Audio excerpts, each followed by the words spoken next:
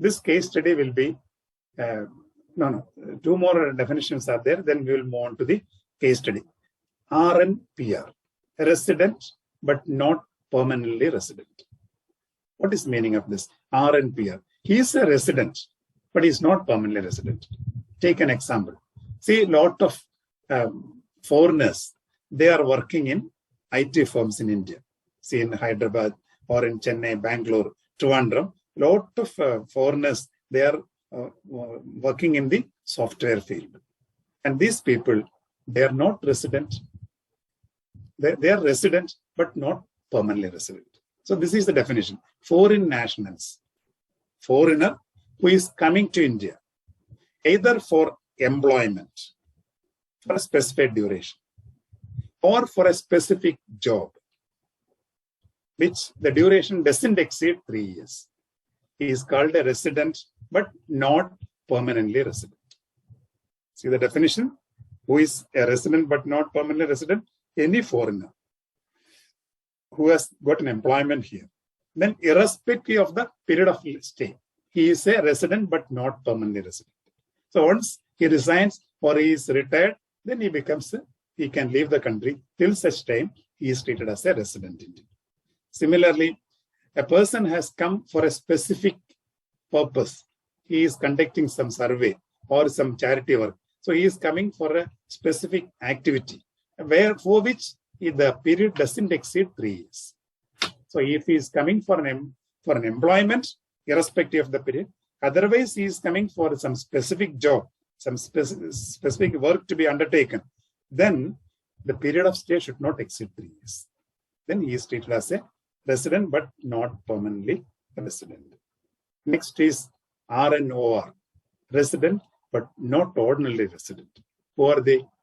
A lot of people from India has gone abroad for either business or employment, and after their stay, they wind up the business, or after retirement, they come and settle in India.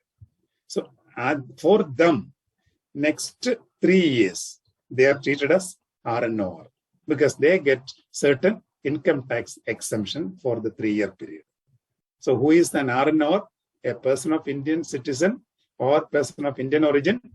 After coming back to India, he gets tax exemption for a period of 3 years. And till such time, those 3 years, he is classified as a RN or resident, but not ordinarily resident. Next is, there is a case study. Listen carefully to this case study. There is a person named Goyal. He is a person of Indian origin. He migrated to USA. So he was a citizen, Indian citizen. He now settled in USA, obtained the citizenship, US citizenship. His son is Abhishek. Abhishek is also a US citizen, married to another US citizen in US, Nancy. So Goyal's son and daughter-in-law both are American. Now, this Abhishek and Nancy got a daughter named Monica. So Monica is the granddaughter of Goyal, or daughter of Abhishek and Nancy. Now Monica, the granddaughter of Goyal, migrated to UK and married Charles, a UK citizen.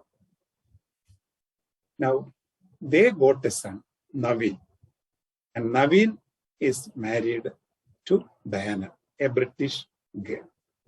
Now the question is whether Naveen is a person of Indian origin. Can he open an NRI account in India? So you have to look back. Who is an NRI? Or who is a person who can open an account, NRI account? A person who is a non-resident Indian, or is a person who is a resident outside, who was a citizen of India, or a person of Indian origin. So whether this Naveen is a person of Indian origin, you have to look into. So you have to go for the definition. How many generations this Indian origin will come? 4 generations. So whether Naveen is coming in the 4th generation, because Goyal is the Indian citizen, and what is the relationship with Goyal? Naveen is the great grandson of Goyal. So Naveen is a person of Indian origin, and he can open an account in India, NRE account. Now, next question is Diana. Who is Diana? Diana is a British girl who has married Naveen. So this Diana has got no relation, no connection with India. The only connection is she is married to a person of Indian origin. She is also a citizen of India. No, not citizen of India, person of Indian origin, because the spouse of a person of Indian origin is also a person of Indian origin. So Diana is also a person of Indian origin, and she can open an NRE account in India. What? So many chats? Yes, okay. Fine. Next is NRE accounts. Everybody is familiar with these type of accounts. I need not spend much time on this. Parul Divedi, what's your doubt? By mistake, or you want to ask something? Yeah, sir, one question. It is basically what we are doing on the counter. Suppose one customer is coming, he's having an SB account, normal SB account with us, and he's informing us that he's going to, work in some foreign country. He's going to work there. He's telling that maybe for 3 years he's going to work. He knows his time period. Should I convert his account from SB to NRE account, or should I not convert it? We are coming to those areas. I'll explain. Okay, sir. We are coming to those areas. See, NRE account. What is meant by NRE account? What is the peculiarity of this particular account? See, sir, Pakistani. So before we proceed, sir, if Diana was a Pakistani, then how would we consider that? Could he open? Pakistani, you cannot. See, they cannot open a joint account. Pakistan and Bangladesh, it is a different category. You cannot. You have to obtain RBI permission. Okay. See, non-resident external account, NRE. See, here one important point to remind you is a resident Indian can join as a joint account holder. So remember, a resident relative can become a joint account holder of an NRE account. But there are two conditions. Number one, it can be opened only on F4S basis and in the form of power of attorney. Understand? So during the lifetime, the money belongs to NRI, but this resident joint account holder can act as a power of attorney for making local payments. And for repatriation, it is restricted to in favor of the account holder, not to a third party. What is meant by repatriation? Converting Indian rupee into a foreign currency. So I'll give an example. Suppose A, he is an NRI working in UK. His wife, B, is a resident in India. Now A is having an NRE account. A can take B as the joint account holder, but with the two conditions. It will be always F4S basis. What is meant by F4S basis? Former or survivor. That means as long as the former is alive, survivor has no right. He has got no right on the balance in the account. The money belongs to the former. And after the death of the former only, the survivor will come in picture for ownership. But so that is with respect to F4S. But EORS means equal right. Now second, how B can operate? B can operate only as a power of attorney. That means she can draw the check for local payment. She cannot send money abroad. Only one situation it is permitted, repatriation favoring the account holder. Suppose B comes to you, he is the joint account holder, comes to you and requests for transferring 1 lakh rupees, converting to dollar or GBP and send in favor of A, you can do. Because the money is repatriated in favor of A. But B comes, please send money in favor of C, 1 lakh rupees to pound or dollar. That you cannot do it.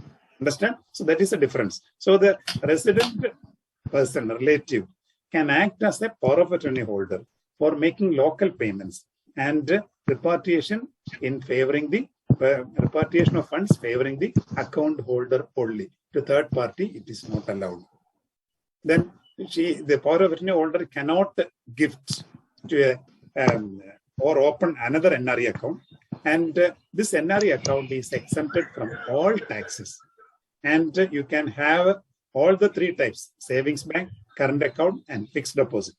In the case of fixed deposit, minimum period is 1 year, maximum period is 10 years.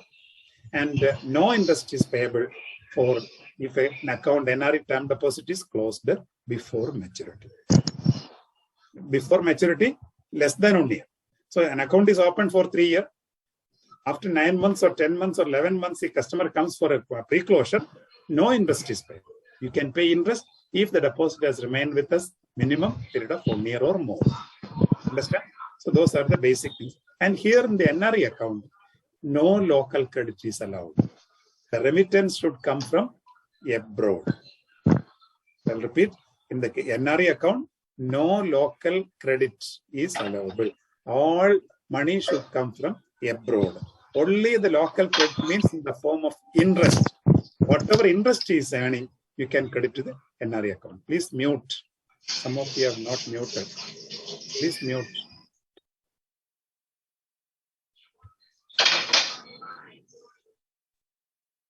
Sir, please mute everybody. Please mute everyone, sir. Biju, can you do it? Done, sir. Done, sir. Okay. You will be there, no? Okay. Sometimes yes, then sir, you have to. Okay. Now, next is. 1 second. Next is NRO. Here, you will get the answer. See, on lady was raising a question. No, generally you face in the counter. I'll explain. See, when do we open an NRO account? There are 2-3 situations. Number one, a person who was a resident, he was working in, or he need not be working, he is maintaining a resident account. Now, this person has become an NRI. Either he is going abroad to join his family because his wife or husband or father or somebody may be in a foreign country. So he is going to that country. Means he is changing his status. In that case, this resident account has to be redesignated as NRO. So remember, the situation is when a person becomes a non-resident, all his existing resident account has to be converted to NRO. What is NRO? Non-resident ordinary account. What is the difference between a resident account and non-resident ordinary? Non-resident ordinary can be opened by a person who is a non-resident. A resident cannot open an NRO account. A non-resident only can open an NRO account. And this NRO account, when we compare with NRE, this account, the interest is taxable. So NRO account, the interest is taxable. That is number one. And number two, in the NRO account, you can allow local credits. Not any amount, restricted to, there are certain restrictions. And what are the restrictions? That is why we'll come to know. See, a person who has gone abroad, but while living in India, he may be having so many investment. He might have purchased a flat that had given on rent, so he'll be getting rent every month. Or he may be having a landed property where he gets some agriculture income. Or he has invested some money in the shares of a company, is getting dividend. Or he has invested in LIC and the LIC policy is going to mature. So all these proceeds where he can credit. You, as a banker, we will not allow to credit in the NRE account. And those can be credited to this account, NRO account. So that is the purpose of opening an NRO account. So a non-resident Indian can open an NRO account for crediting the local receipts. Understand? Similarly, when a person who was maintaining a resident account, when he becomes NRA, all his account has to be redesignated as NRO. Second situation, see a foreign student, and from America or Germany or Japan, a student is coming to India for studying in Indian university, a degree or a PhD or a postgraduate degree. So in a recognized university in India, if a foreigner is coming for study purpose and who is holding a valid visa, during the stay of the study, he can open an account, and that account is NRO.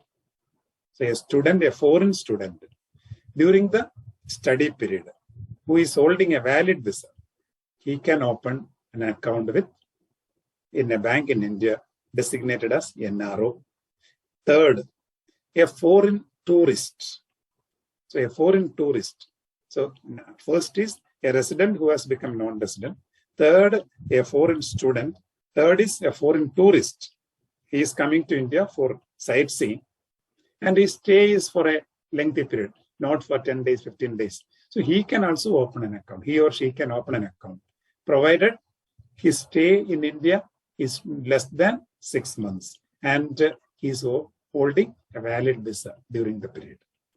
Say a foreigner who is holding a valid visa, tourist visa, he or she can open an NRO account, and all remittances NRO account should come from abroad. Same case with foreign national also. The credit should come from abroad in the form of foreign exchange, and whatever balance is left, that can be taken back at the time of his returning to India after 6 months or within 6 months.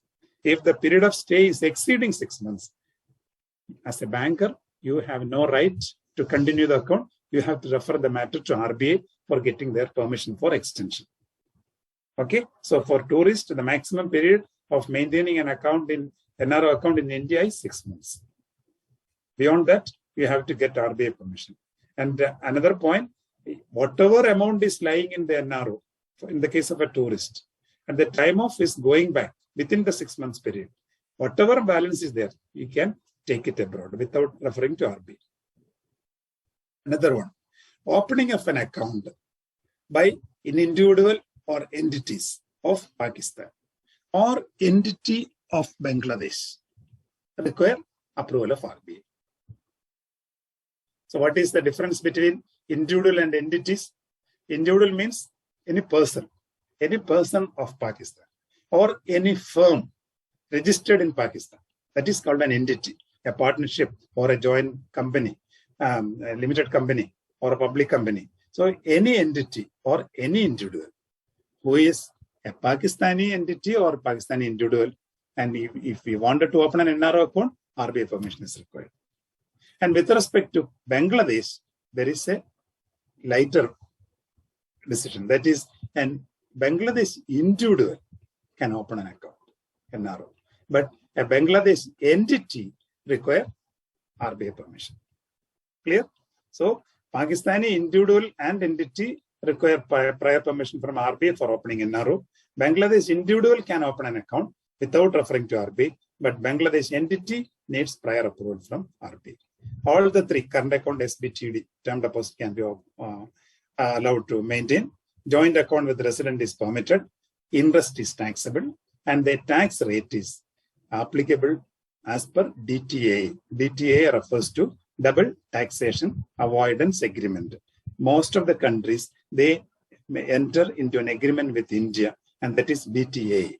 So in that agreement, they mention if it is Kuwait, say 10%. If it is the UAE, say 12%. I'm not exactly telling. If it is Bahrain, say 15%. Like that, various countries have entered into a contract with India, and there it is that rate. The rate applicable for that country, you have to charge.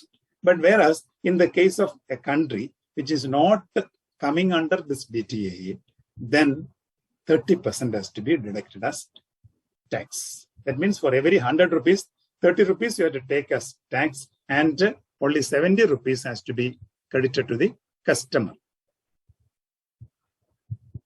Can foreign remittance be credited to savings account?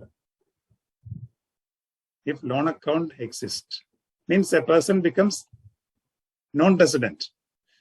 When a person becomes non-resident, all his liability he has to close. That is the guideline.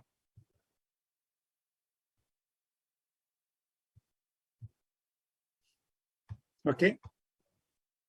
Two participants raised. Tell me, hey, Biju, can you unmute? Yes, sir. Yes, sir. Tell me, sir. What is your doubt? Sir, if a foreign national comes to India and he opens an NRO account, in case he is in shortfall of whatever proceeds which is getting from India and he's in shortfall of money for any chance, then what is the way he can get money into this particular account, or how will he manage? You mean a person who is has come for employment or as a tourist? Sir, the third point that you're saying, a foreign tourist holding tourist. When a tourist coming into India and opens an NRO account. Suppose he falls sick and he is in need of excess money, and he does not, in his NRO account, he does not have the sufficient money. Yes. So what is the process of he getting the money? He can request, he can demand the money from his relatives. That is the way out.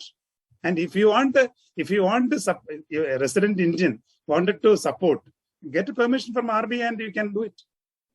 So these are all very rare situations comes now. See, a person comes to India on tour, fell sick. Normally what happens? This person will contact his relatives, kith and kin in abroad. Suppose he is from Japan. He will immediately contact, no time, he can send a mail to you, Japan, and he can get the money. He can give the account. They will send in through SWIFT, isn't it? But see, there are reports. Person comes to India and stay for some time in a hotel, and after that, this person fell sick. Nobody is there to take care. So in such situations, very rarely happens. In that case, see, the government has to come forward, and they can help for deporting this member to a foreign country. That is a very rare situation. No? So this is the guideline. Yes, sir. And if anything in violation of this, obtain a permission from RBI. See, there is no hard and fast. To be credited in NRO account, right? This is the criteria in the NRO account. See, the credit should come from abroad, and you cannot credit a rupee to this account. But specific cases are there. You mean, and there is no other way. This member have no relative, or they are not able to bring money. And there are some organization or some charity, some people are supporting. They wanted to help. They can collect the money and get a permission from RBI, and they can do it, isn't it? Because I faced the same situation with my customer in London. So that's what I was. If the converse happens, what is the way out? That's why I asked you, sir. Okay. So he went there and he fell sick, and with as an lots author of rupees required. Yes. See, I'll tell you. See, you are the banker in a bank. You are the manager of a bank. A situation comes, and a tourist, an American traveler, he was maintaining an account and he fell sick. There is no balance in the account, and he wanted to collect some money from the local people and put it here. Then as a manager or as a banker, you cannot do it directly. So get a permission and then you can do it. Understand? So this is the guideline I am telling. No local credit. Exceptional cases, you can refer to Reserve Bank of India. On genuine cases, Sir, RBI will permit. Sir, one more thing, sir. Sir, suppose we have given an education loan to some student.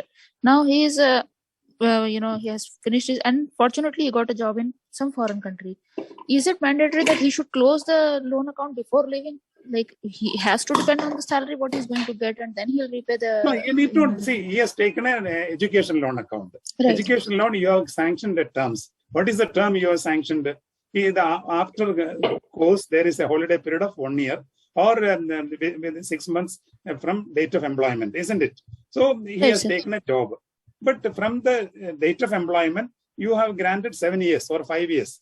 So you need to pay only over that period. You need not close in that case. He has got an employment. He has taken an education loan. He got an employment. He becomes an NRI. So subsequently, he becomes an NRI. So he can continue to pay the loan as per the installments. No issue. You can do it. And sir, suppose somebody is having a housing loan, and in between their job, they got some opportunity to go abroad. So they have to close that home loan? Home loan generally we don't insist for that. Because most of the housing loan account will be granted in joint names, isn't it? Yes, husband and wife. So at least one person will be resident here. Correct. Isn't it? That may be the situation. Suppose both are leaving, then also you can allow to continue as per the terms of the loan. No issue. But if they dispose it of and all, then the loan has to be closed. If they have gone permanently without intention of coming back and selling the house and all, then they have to close it. Before closure, they cannot sell it also. That's another thing. Okay.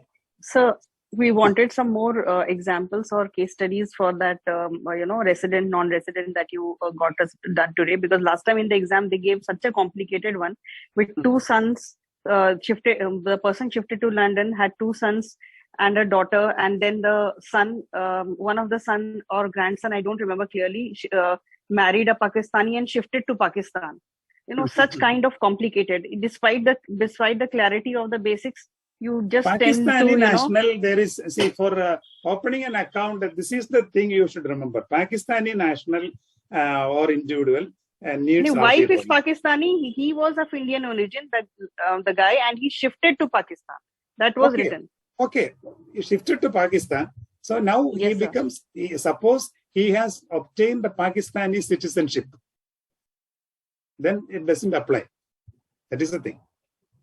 Okay. Local receipts like rent, interest, dividend can be credited. So these are all the, another important point here is maximum 1 million USD per financial year can be repatriated subject to payment of taxes.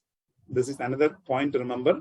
From the NRO account, 1 million USD per financial year can be repatriated abroad without RBI permission. But the only thing is this balance in the account should be subject to payment of taxes. So how can you ensure that? You can obtain, as a banker, you can obtain a certificate from the chartered accountant saying that these balances are all subject to payment of taxes. So these are all the important points in the case of NRO. Next is FCNR. FCNR account, the account is maintained in foreign currency. So it can be opened in any designated currency. And what are the permitted currency? GBP, US dollar, Euro, Japanese yen, Canadian dollar, Australian dollar, Singapore dollar, Hong Kong dollar, and Swiss francs.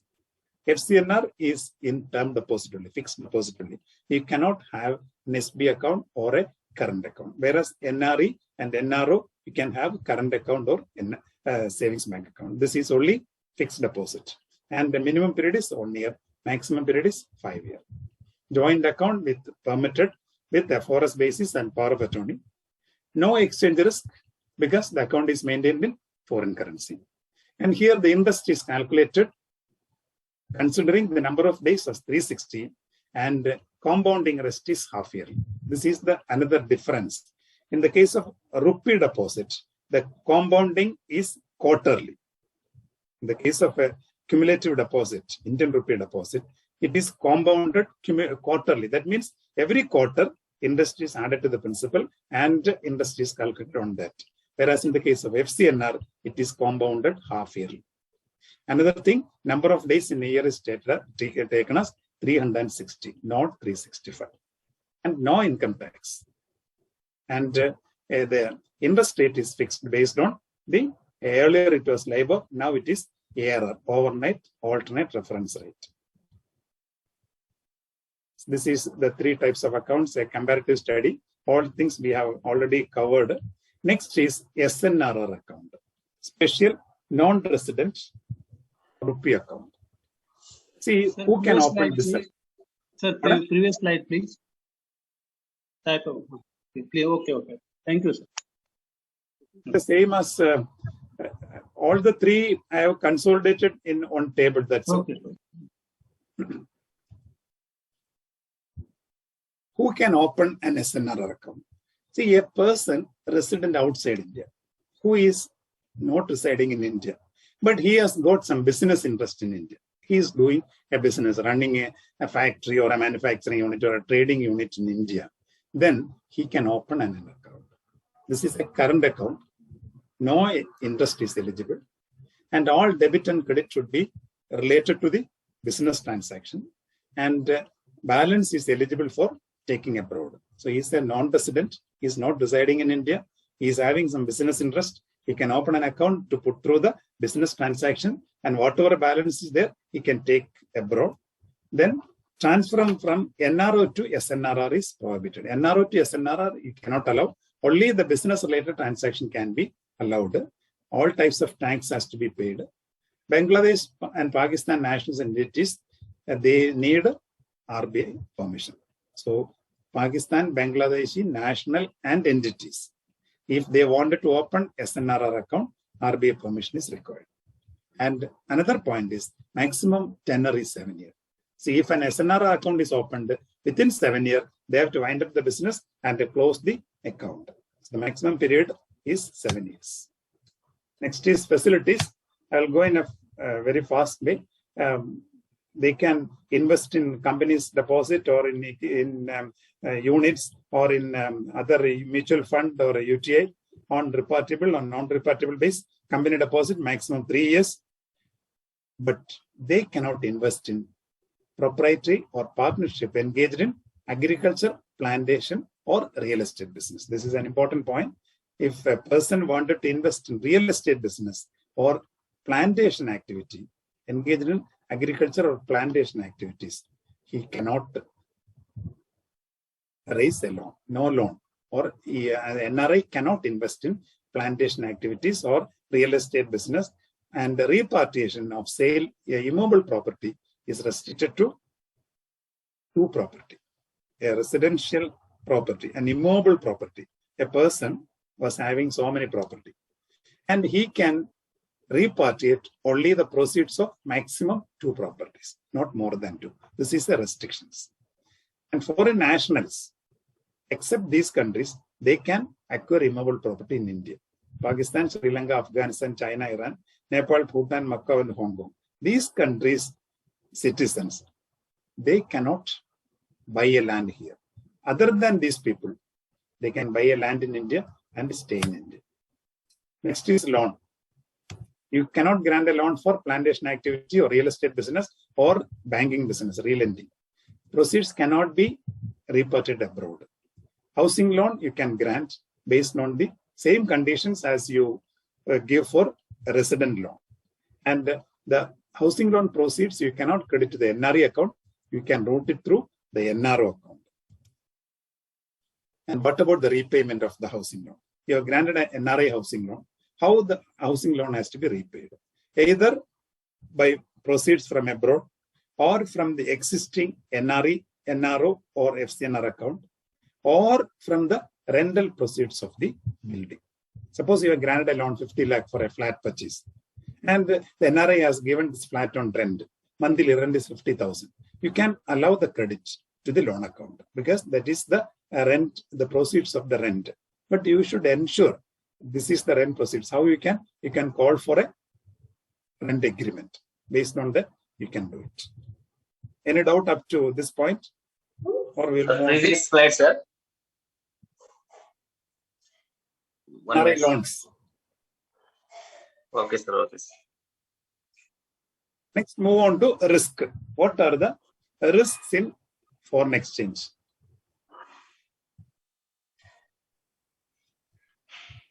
See, as you know, in the case of a resident transaction, the risks are very less.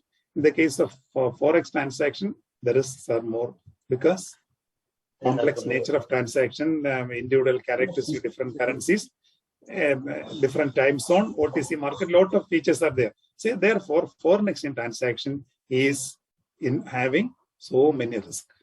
And therefore, this risk has to be mitigated, or the impact of risk has to be reduced. For that, derivatives are used. You might have learned this in treasury management. What is a derivative? It's a financial instrument which reduces the impact of risk, which manage the risk, or you cannot say manage, which contain the risk and either neutralize or reduce the impact. That is called a derivative. So a derivative manages the risk, or it derives the value from the underlying asset. And the derivatives are forward contract, option, swaps, and futures. All these things we have learned in derivatives. Now, the risk in derivative, in forex operations. Forex operations, you can classify, these are the risks. One is exchange risk. What is exchange risk? Fluctuation in exchange rate. Dollar, now it is at 78, after some time moving to 79. So that is a risk. For an exporter and importer, both are facing a risk. If the value comes down, an exporter is facing a risk. If the value of the dollar goes up, then the importer is losing the money. So this is called exchange risk or a currency risk. Next is settlement risk. Settlement risk is also known as credit risk. What is credit risk? The person who has committed is not fulfilling the transaction. That is called settlement risk. Settlement risk, there are two. I'll come to that. This is liquidity risk, mismatch in assets and liability. Then country risk, a country is imposing certain restrictions. Interest rate risk, adverse movement of interest rate. Operational risk, deficiencies in information system, internal control, human error, etc. Legal risk, non-enforceability of the documents. These are all the major risk faced by foreign exchange transaction. First is exchange risk. I am not explaining much. This is the fluctuation in the value of the currency. So there are two positions. One is open, another is short. Open position means long and short. Long means overbought, short means oversold. Next is these 3 points to remember. One is transaction exposure, another is translation exposure, and third is operating exposure. What is transaction exposure? Transaction exposure refers to the exposure due to normal business operation. See, a person is buying dollar. For example, a bank is buying dollar and selling it. So he is putting through a transaction. So out of this transaction, what is the exposure? That is called a transaction exposure due to normal business operation. Next is translation exposure. Translation exposure due to revaluation of the foreign currency assets and liability. That means on a particular, see, every month, the foreign exchange holdings has to be, asset and liability has to be revalued. That is RBI guideline every month, the minimum every month. So as of say of September end, a bank will have asset, say 100 million USD and liability, say 80 million USD. So this has to be revalued in terms of Indian rupee. So that process, out of revaluation, how much is the exposure? That is called translation exposure. The actual exposure is translated to Indian rupee by revaluation. Actually, this is not maturing. This asset may be due after some time, but every month they have to do the revaluation process. And at the time of revaluation, what is the exposure? That is called translation exposure, the exposure due to revaluation of the foreign currency assets and liability in the home currency. Third is the operating exposure or economic exposure. This is exposure due to change in competition, reduction in import duty or reduction in price, increase in import duty, etc. So these are all 3 types of exposure. Next is settlement risk. There are 2 types of settlement risk. One is settlement risk, another is pre-settlement risk. Settlement risk means failure of the counterparty to meet the obligation. So first is pre-settlement risk, second is settlement risk. What is pre-settlement risk? 2 people, A and B, or 2 banks, A and B, enter into a contract. The due date has not come. Before the due date, one of the party backed out. That is called a pre-settlement risk. So failure of the counterparty before the maturity of the contract. Suppose the contract is a forward purchase contract or between 2 banks, the amount is 1 million USD. And this has to be, the transaction has to be completed on say 25th of October. So before this due date, either on 24th or 23rd, some day before this day, the parties, one of the party failed or they are backing out from the contract. Then that is called a pre-settlement risk. So here the loss is very minimal. Whereas next is settlement risk. Settlement risk is also known as temporal risk or Herstatt risk. So Herstatt risk or temporal risk or settlement risk are one and the same thing. What is this? Why does this has got the name Herstatt risk? Because Bankers Herstatt, it's a bank. Bankers Herstatt is a bank in Germany.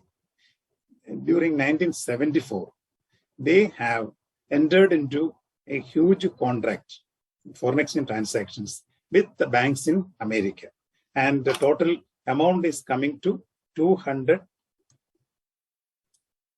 million USD. The contract was this various banks will deliver dollar to this Herstatt Bank, and Herstatt Bank has to give Deutschmark to the USA. Because that time, before the euro currency introduced, the German currency was Deutschmark, DEM. So this was the deal. Bankers Herstatt will deliver Deutschmark, and the banks in US, they deliver US dollar. So when the day begins in US, that time, around 10:30, all the banks have remitted the money in US dollar amounting to 200 million US dollar. And this Bankers Herstatt received all the money. By the time it was evening, around 4:30 in Germany, because there is a time difference between these two countries. After receipt of all the money, this Bankers Herstatt declared insolvent. So what happened to those banks? All the American banks lost the entire money. So the 200 million USD was lost by the American banks, and they could not, then they have gone for legally, because Herstatt Bank declared insolvent because their liability is more than the asset. So then it was a dispute. They filed a case, and eventually the banks in America, they lost the money. And that is why the name Herstatt risk has come. So Herstatt risk means the failure of the counterparty during the course of the settlement after fulfillment of the contract by one party. Understand? See, in the case of pre-settlement risk, neither of the party done their promise. But in settlement risk, one of the party completed his commitment. After receipt of the money, the counterparty failed. That is called a settlement risk. Okay. Then country risk or sovereign risk, that is the restriction imposed by the government. So you can read and understand the concepts. And the reasons for country risk is you can attach what happened in Sri Lanka, problems with the forex reserve or adverse balance of payment or poor management of resources or sovereign liquidity, payment crisis by a country. So those are coming under country risk. Then liquidity risk, mismanagement or mismatch in assets and liability. Cash flow, cash inflow, and cash outflow.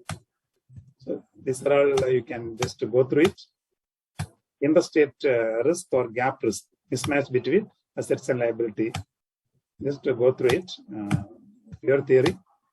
Operational risk, deficiency in the internal control system and procedure, or human error, ignorance, fraud, system failure. These are all external events, namely tsunami, terrorism, earthquake, or flood. These are all coming under operational risk. Legal risk, non-enforceability of the contract, non-compliance of the prescribed guidelines. Risk management, the process of initiating proactive measures to avoid or contain the risk and reduce the financial loss. So this is what the definition of risk management. It includes sound management policy, risk management policy, good MIS, effective monitoring. Next is internal control guidelines, ICG 2011. This is a set of guidelines issued by RBI in the year 2011 to be followed by various banks who are doing foreign exchange business for reducing their risk in forex transactions. So ICG 2011 is a set of guidelines issued by RBI for adhering by the banks who are engaged in foreign exchange transaction or foreign exchange business for reducing the risk in forex operation. So as per the guideline, each bank has to fix certain limits in forex transactions. This is trading limit, dealing limit in forex transaction. The first one is the overnight limit. Very often we come across that. I think Treasury also I have discussed what is overnight limit. The maximum open position which a dealer can have when the markets are closed overnight. Suppose a bank has closed the business by 5 o'clock. What is the open position? Or there can be two open positions, one long, but the other one short. Long means overbought, short means oversold. Both are risky because next day, how the rate moves, it depends on, isn't it? Sometimes it may be profitable, sometimes it may be risky. So therefore, each bank's board decide an overnight limit, say $1 lakh or say $50,000. Like that, an overnight limit will be fixed. So the dealer has to While closing the business, they have to maintain the overnight limit. Next is the daylight limit. Daylight limit means during the business time, what is the maximum open position? Gap limit, what is the maximum mismatch between foreign currency and liability? Counterparty limit, what is the maximum exposure to a particular party? Country limit, what is the maximum exposure to a particular, to Japan, how much? To USA, how much? To UK, how much? Like that, each bank can have a country limit. Then dealer limit. There will be so many dealers in a dealing room. Chief dealer, then A, B, C, D, like that, 4, 5 dealers. Each person will be allotted a limit because he cannot exceed that limit. Depending upon the experience and the capacity, the bank will allot each dealer an exposure, and the dealer has to restrict his exposure within that. Stop loss limit. This is the maximum loss that can be affordable or that can be there in adverse movement of the exchange rate. Then settlement risk, maximum amount of exposure to any entity. Deal size limit, maximum size of the deal per deal. One bank will say $1 lakh is the size. That means if any transaction, single transaction is exceeding that 1 lakh, it has to be referred to higher authorities and get the permission. The dealer cannot do it. That is called the deal size limit. This is CCIL. You have come across in so many other situations also. CCIL stands for Clearing Corporation of India Limited. This is an institution set up by RBI in the year 2001. What for? For clearing and settlement in government securities, repos, CBLO, and interbank forex deals. Who are the promoters? SBI, IDBI, ICICI Bank, Bank of Baroda, HDFC Bank, and LIC. They takes over the settlement risk. How they takes over? There is a fund called Settlement Guarantee Fund to cover the default in settlement. So once the question was there, whose fund is Settlement Guarantee Fund? Who manages Settlement Guarantee Fund? This is managed by CCIL. It's 1:30. These are all the topics which we have covered. I have done a marathon after the NRI topic. See, you were asking about the case studies. So I think here is one simple. This is a simple example. If you are interested, I can discuss this. Otherwise, we'll call it a day. Discuss. Interested, sir. Discuss. Okay. Discuss. Okay. Malhotra, some people have left already. Okay, no issue. Mr. Malhotra, an Indian residing and working as an engineer in Delhi, got a job in Dubai in January 2015. He joined a company in Dubai on 15/1/2015 and worked there till 31st December 2018. He came back to Delhi in January 2019 and rejoined his company in Delhi and worked there till June 2020. He left for Canada during the first week of July and got employment there and is settled in Canada. So this is the data given. Person was in Delhi. He got a job in Dubai. In January 2015, he went to Dubai. There he worked till 2018. And January 2019, he come back to India and worked in this parent company. And in June 2020, he migrated. July 2020, he migrated to Canada. That is the situation. Now, these are the 4 types of accounts. He has opened an account with ABC in the year 2010 while he was working in Delhi. Another account he opened with ABC while he was in Dubai. Third, he had a fixed deposit account with a bank in Mumbai, proceeds of his ancestral property. And he got a foreign currency deposit with a bank in Delhi for USD 10,000, opened during April 2018. Now answer the following. First question, how do you classify the SB account with ABC Bank during 2015 to 18? NRO-SB. NRO. Because 2015, he left for Dubai. So 2015 to 2018, he was a non-resident. A non-resident cannot have a resident account. He can have either an NRO or an NRE.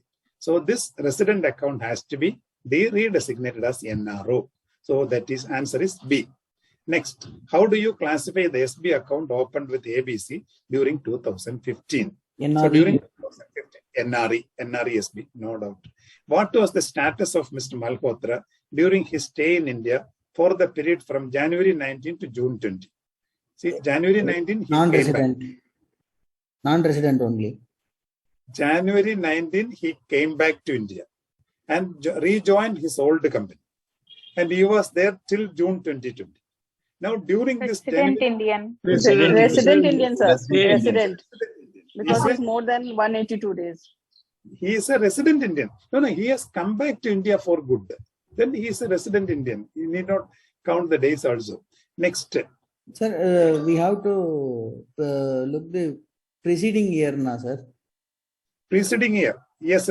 But see, that is for his income tax purpose and all, you can do it. See, here, when a person come back, as per FEMA guidelines, when a person comes back to India for permanent settlement, then all his account has to be redesignated as resident account.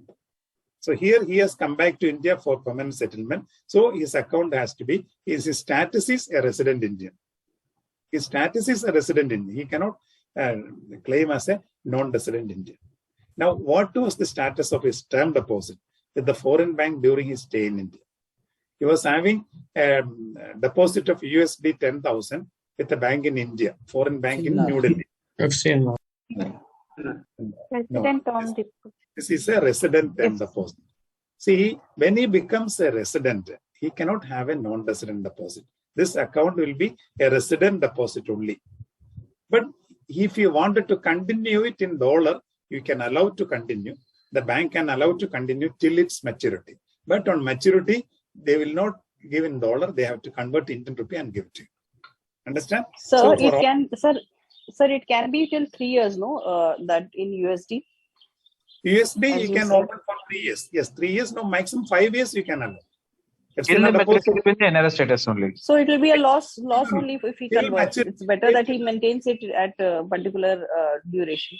I'll tell you. See, he has opened the account in 2018. Suppose this is for a period of 3 years. This is maturing 2021 April. So till such time, he can continue this account. But for all purpose, statistical purpose, this is a resident account. So the answer is resident term deposit. If he wanted to continue in dollar, he can continue in dollar. But for statement and that, you have to treat it as a resident account. Sir, on Then he has maturity, to can pay he the convert it income into tax RFC? also. Yes. On maturity, you can convert into RFC, resident foreign currency account, you can convert. Sir, but Yes. the account will be in USD, right? Account you can maintain in dollar. You can maintain if you wanted. Or only coming back, that time you can convert. Or if you wanted, you can allow till maturity. On maturity, you cannot allow further renewal. Further renewal, the bank cannot do it. Sir, will tax be charged on this account Yes, you have on to charge. maturity, You have to charge. Because despite the being in other currency? is only for NRI. But if he's a resident, then he can claim that RNOR, resident but not ordinary resident, isn't it? RNOR for 3 years, he gets an exemption for income tax purpose. That is there. But for our purpose, that account is designated as a resident term deposit. Okay.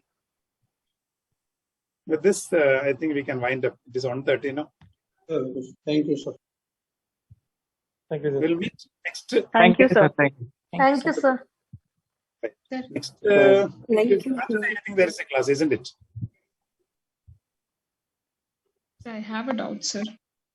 What is it?